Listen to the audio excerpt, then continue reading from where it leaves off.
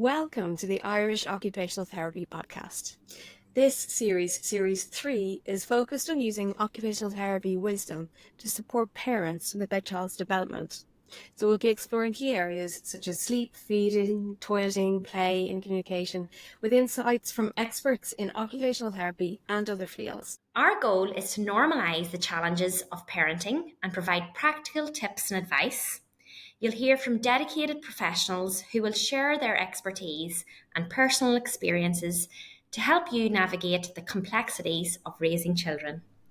So on today's episode of the Irish Occupational Therapy Podcast, looking at OT wisdom for everyday parenting challenges, we are absolutely delighted to have Patricia Flynn.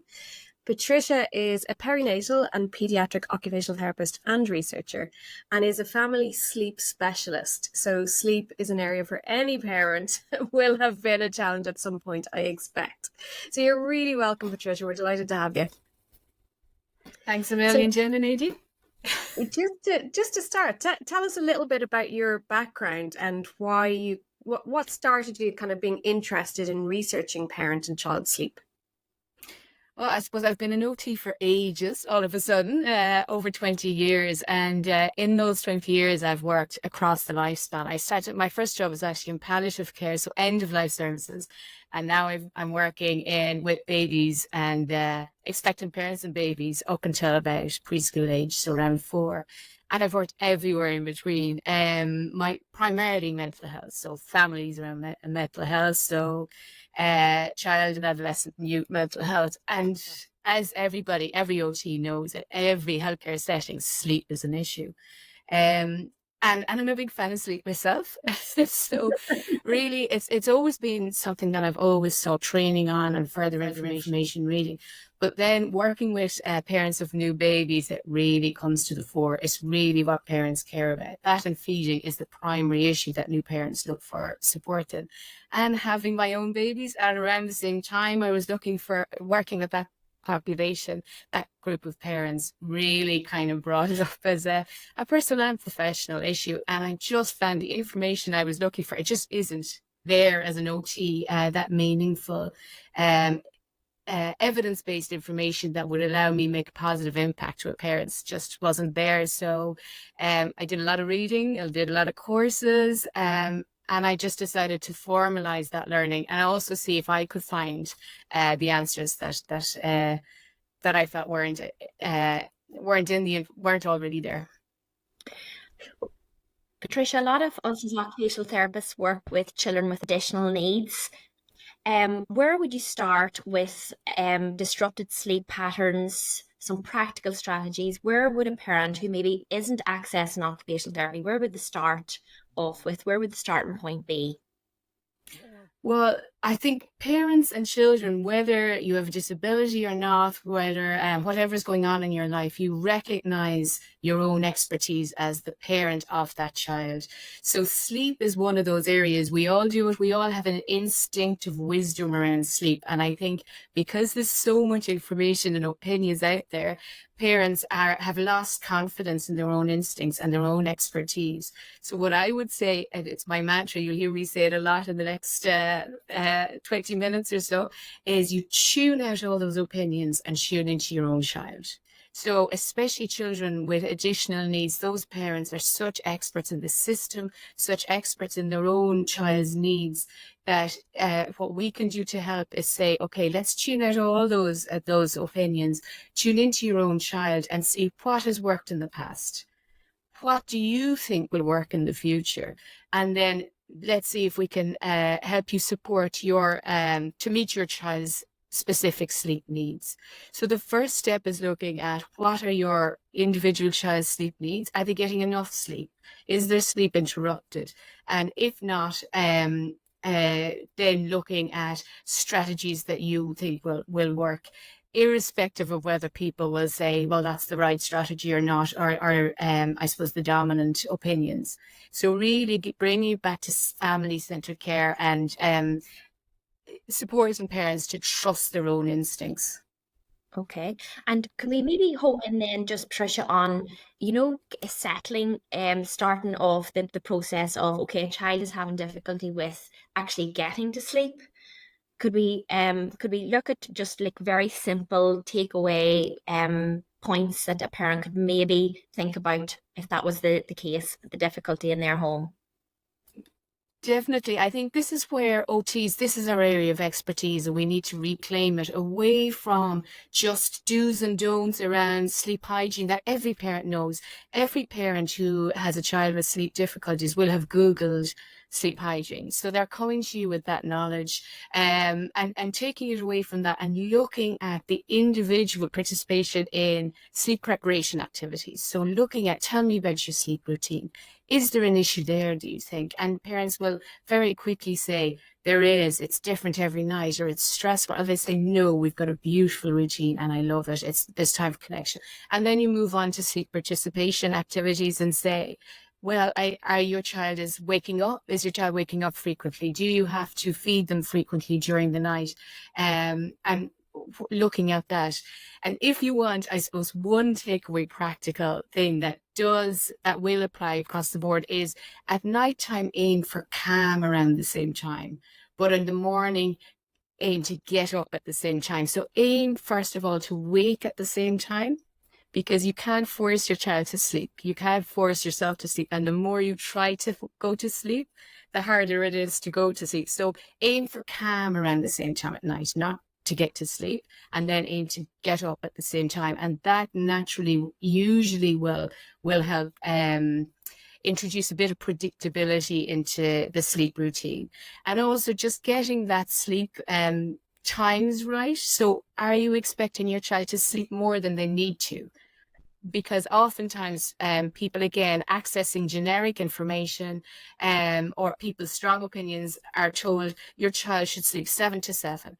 Whereas actually we all have different sleep needs. We're born with different sleep needs. The sleep needs of a newborn baby can be hugely different from one child to the next.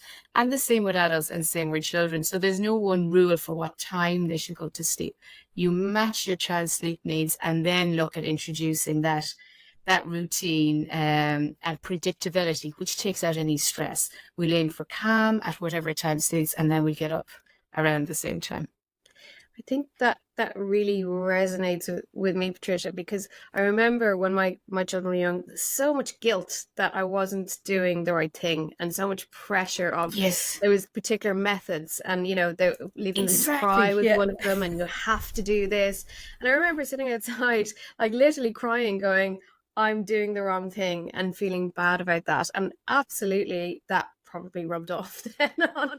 If I'm not calm, my kids aren't calm. So I really like what you're saying. But as a new parent particularly, or a parent with a child who's got additional needs, it's very hard to trust yourself, isn't it? Because you kind of feel that you don't have the expertise sometimes, and there has to be a magic answer.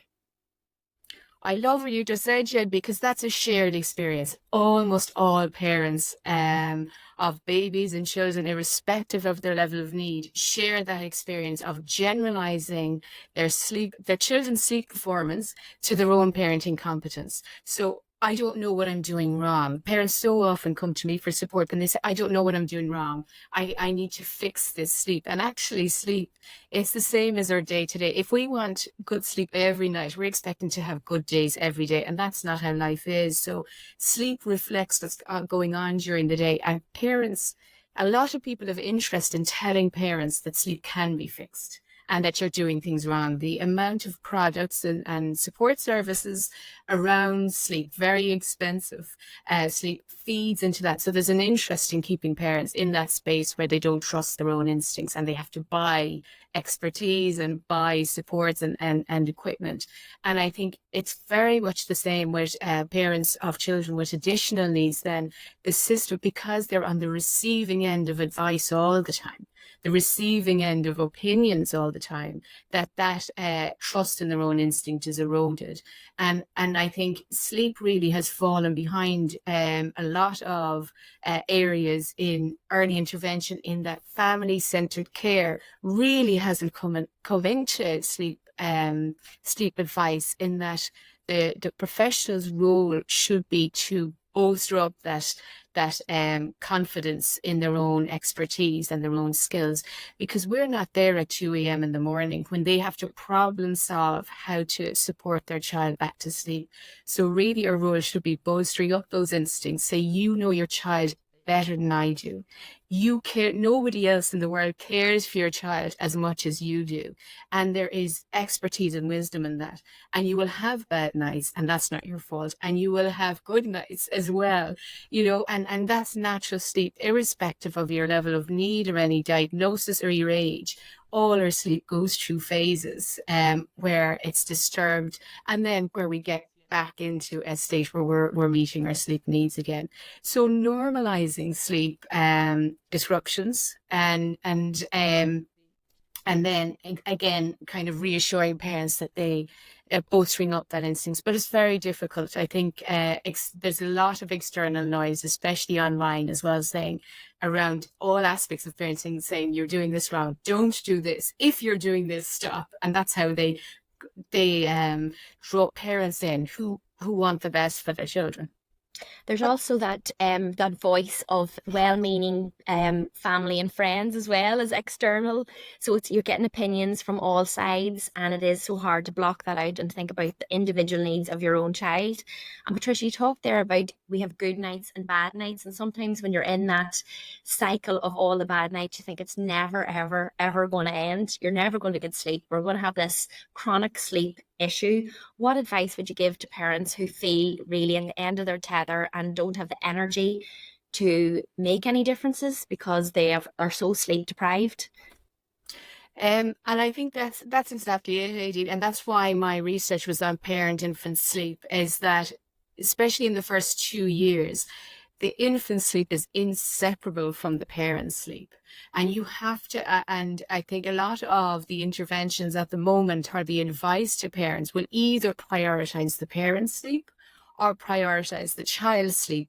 And really it is an interactive system where if you don't have a situation where a parent is getting good sleep and their child isn't. So it's really, and again, it's so important for a parent to get good sleep in order to care for their child, to interact and has that emotional connection with them during the day and to be playful and to be able to interact, which then drives their social emotional development as well. So my research that took, I synthesized parents' opinions from all around the world, and what they showed was when parents aren't getting that sleep, it's difficult for them then to strengthen their relationship with their child. And we're learning so much more about how important that relationship and communication is, with their children. So it's really recognizing the interaction between parent and child's sleep, and then sitting with the parent and saying, how can we support both systems? But saying to the parent, especially mothers, it has to be said that your sleep is important. If you prioritize your sleep, your child is not going to suffer. You're not saying that your child's sleep is less important. It's so, and it's about problem solving. Is there external support? Can you take naps during the daytime? How can we adapt your daytime routine so that you get some rest as well? Can you sleep when the baby sleeps? If not, then, and it's a frequent phenomenon where the baby sleeps and mom is awake and can't get that sleep because there's so much anxiety. So addressing expectations, addressing ways to adapt to this new baby, and usually the 3-4 months at the start can be the really difficult time, and then telling parents what to expect, that their baby's sleep is changing so quickly that there's light at the end of the tunnel. So really taking a holistic approach and seeing what support systems we have for parents, and then I suppose normalizing the frequent waking that little babies have, and saying it's not their fault. So it's not a reflection of your parenting. And oftentimes that reduction in anxiety, reduction in stress can lead to an improvement in sleep, but also very practical stuff like please rest if you can, and get support from as many people as possible, and let your partner do a bit of night care as well. I think that takes a big mind shift for a lot of people, in that I remember everybody said that to me, you know, when the baby's sleeping, have a rest. And I was like, well, when the baby's sleeping, that's my chance to run around and do the laundry and do the washing up and try and have some semblance of normality in my house. But it was kind of that idea of what is normal, and maybe expectations need to shift in those earlier stages, that, you know, expectations, you don't have to do all of the things that you might do when you have full sleep and you don't have a new baby in the house. But that does take a bit of a shift. And I suppose there might be challenges as well for parents who are doing it alone and who maybe don't have that support around them. So you kind of said reaching out for support. Where can people look for that, or are there any kind of options that would support people?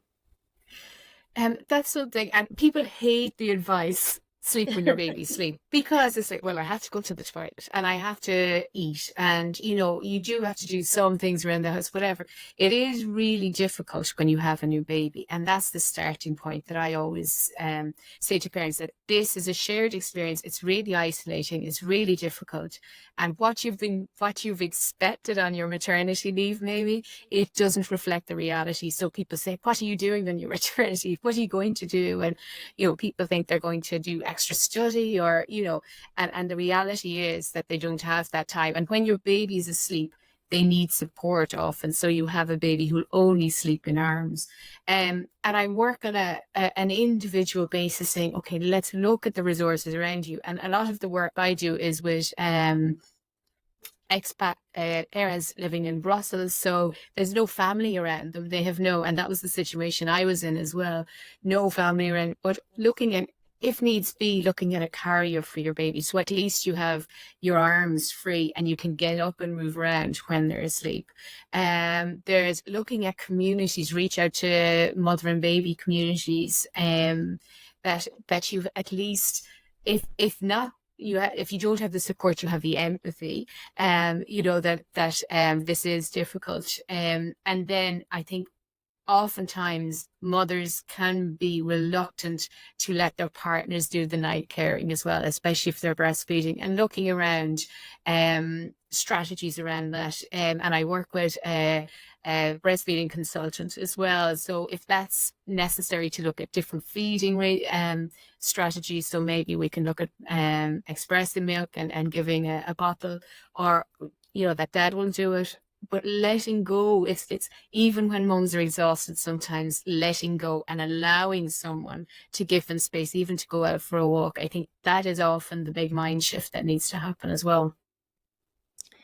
Patricia, could we ask about sleep environments, and also considering maybe older children, so not just babies? I know that there will be parents who are parents of children with additional needs, who are interested in what is the optimal type of environment that we should aim for. What little practical tips or strategies would you give when considering trying to create a really sleep-inducing space?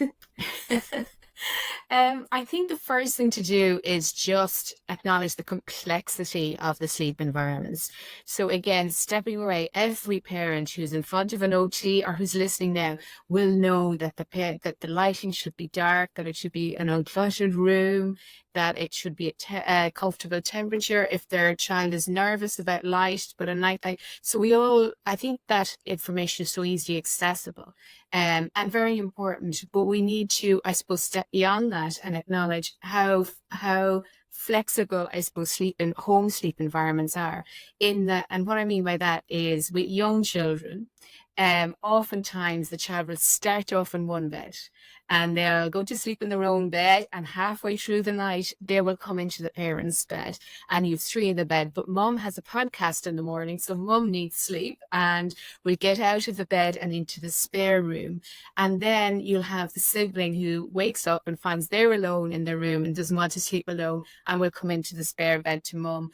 And that's the way every family with young children, or so many families with young children, sleep, and that is normal. And I think oftentimes when a parent with a child with additional needs, who maybe has anxiety, will describe that to a health professional, the health professional automatically will say, okay, let's try and look at keeping your child in their own bed.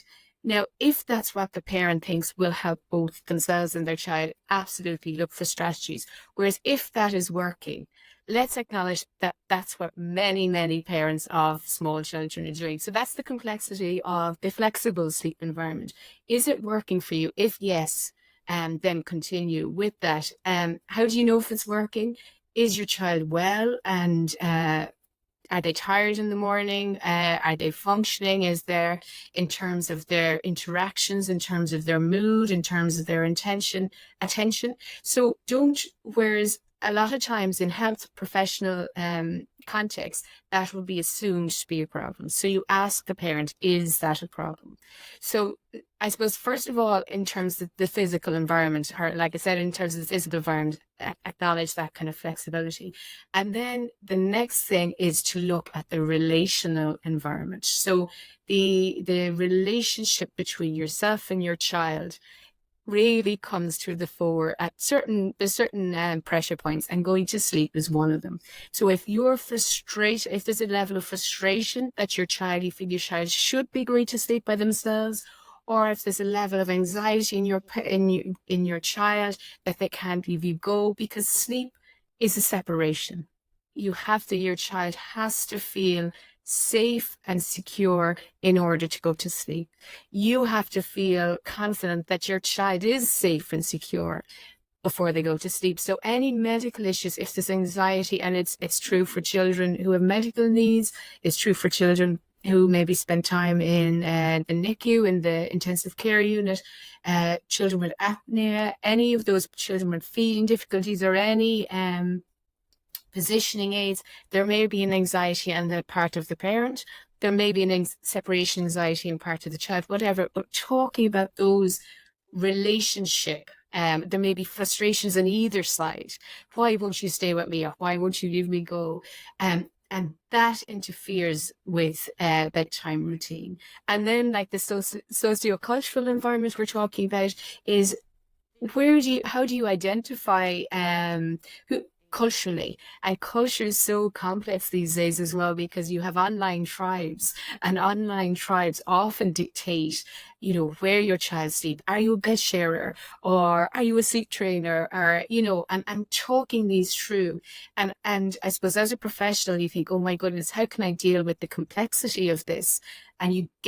And how you do that is you get the parent to tell the story of bedtime through the activities, and it will all come out: their beliefs, their values, what has worked in the past, what their ideal situation is, and that's what you work with. So that complex environment of all the levels, I think that's why OTs need to be in this space, because we understand and we're comfortable with that complexity.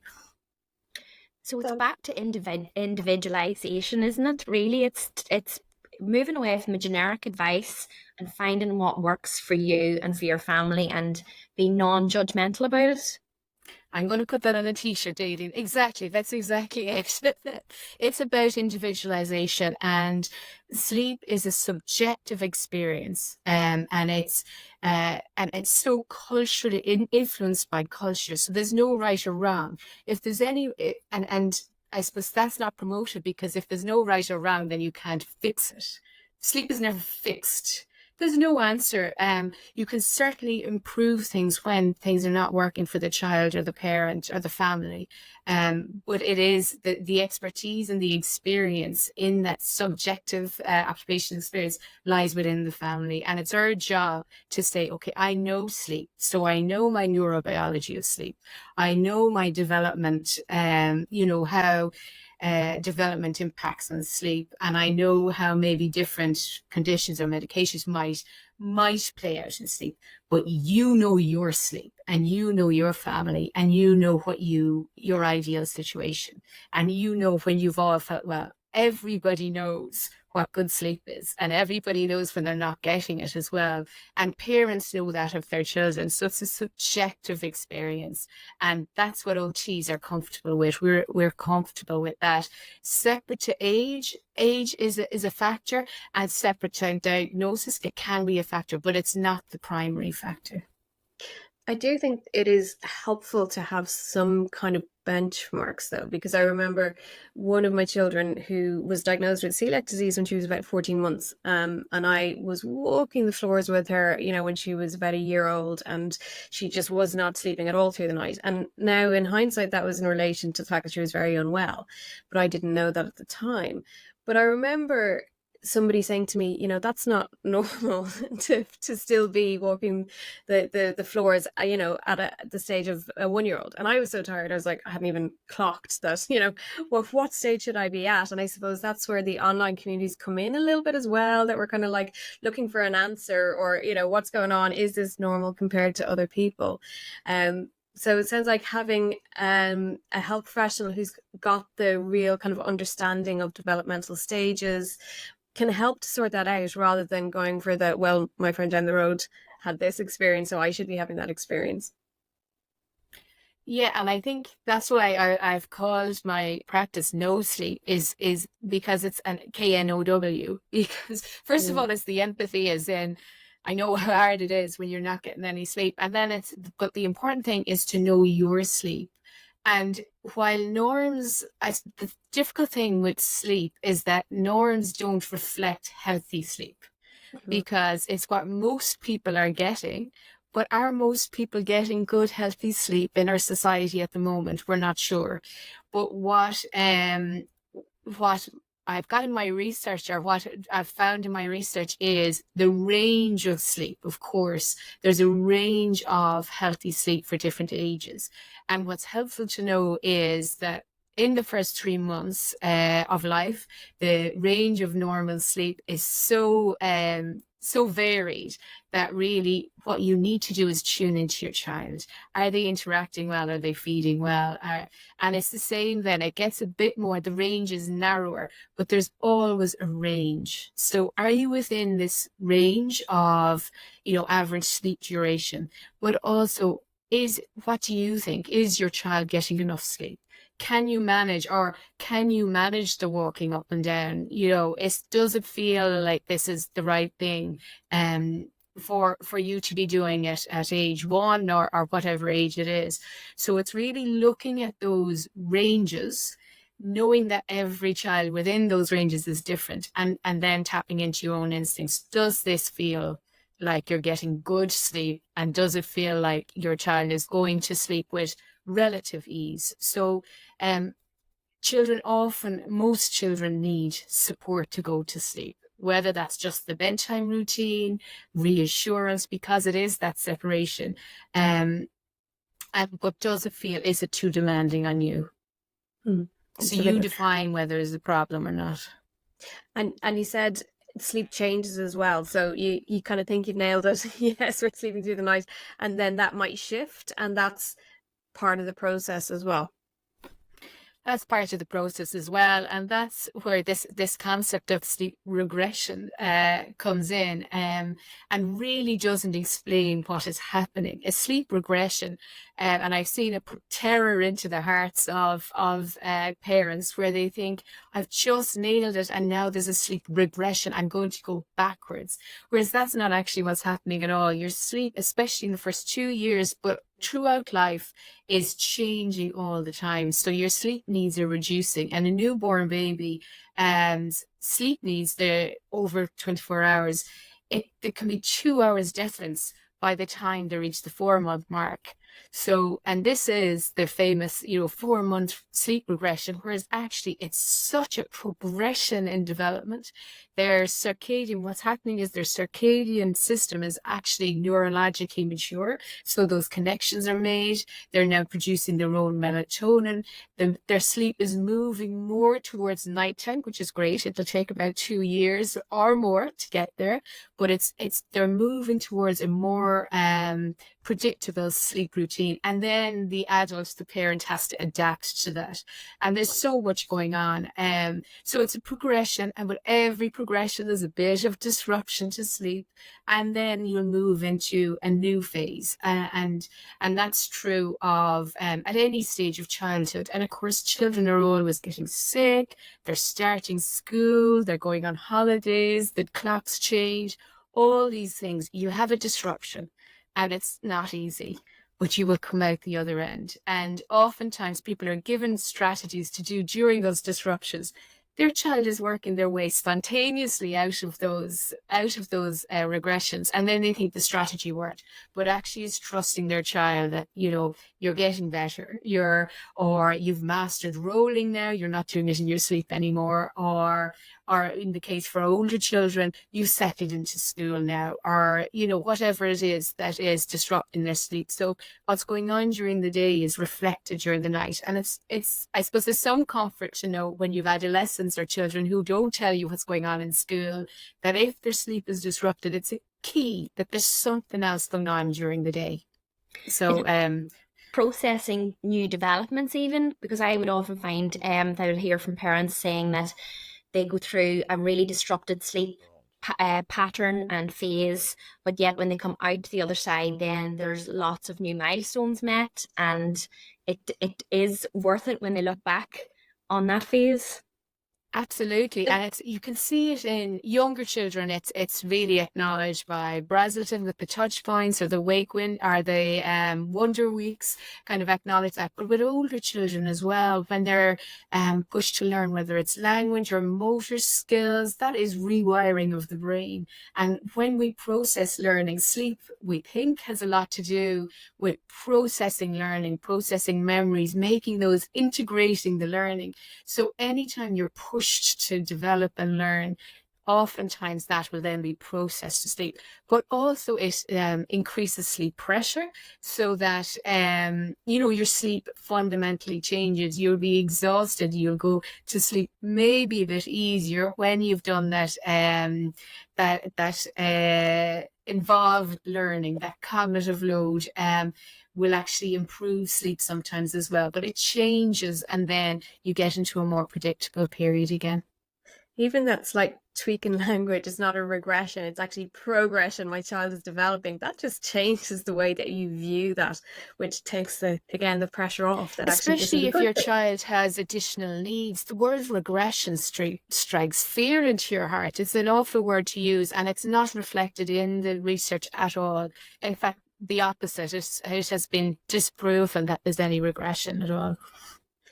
So in terms of research, Patricia, for you, what are the next steps, or what needs to be explored further in relation to sleep and possibly occupational therapy as well? Well, at the moment, I'm focusing on getting the word out there. I want OTs to claim sleep.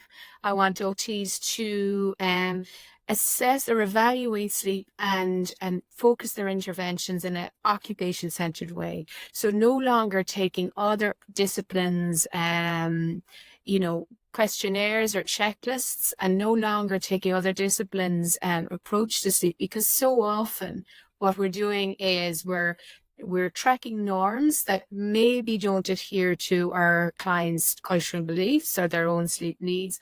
And then we're giving oftentimes structured, fixed kind of timetables to parents, or routines to parents, or we're giving them lists of do's and don'ts. And really that never sat well with me as an OT. So what I'm trying to, I suppose I'm developing training around focusing on occupation-centered sleep support, which looks at sleep preparation activities and sleep participation activities, and really taking parents' expertise and their subjective experience and problem solving in the way we do best, and helping OTs feel confident that that's a valid evidence-based approach as well. Patricia, this has been so helpful. Earlier on, you described a musical bed scenario, which is exactly what is happening in my house at the minute. And I think even just that, coming back to listening to our own instincts as parents, and taking the individual as they are in front of you, and not trying to shoehorn into some sort of pattern or expectation that's unrealistic. Thank you so much for sharing your knowledge with us today, on your tips and practical strategies as well. And Patricia, if people are struggling with sleep in their household, they can get in touch with you? Absolutely, yeah. My new website is No Sleep, so KNOW sleep.org. So they can get in contact with me there. Thank you so much. Thanks, Lillian. That's that's all for today's episode on the Irish Occupational Therapy podcast. We hope you enjoyed our discussion and found it informative and engaging. If you've any questions or comments, we would love to hear from you. You can email us at irishotpodcast@gmail.com or connect on Instagram or Facebook. And remember to subscribe to our podcast so that you never miss an episode. If you found this episode helpful, please leave us a review on your preferred podcast platform. Your feedback is important and helps us to improve the show, so please do leave it. Thank you for listening to the Irish Occupational Therapy podcast, hosted by myself, Jen Trechek. And myself, Aileen Rutledge. We look forward to sharing more insights and knowledge with you in future episodes. Until then, take care.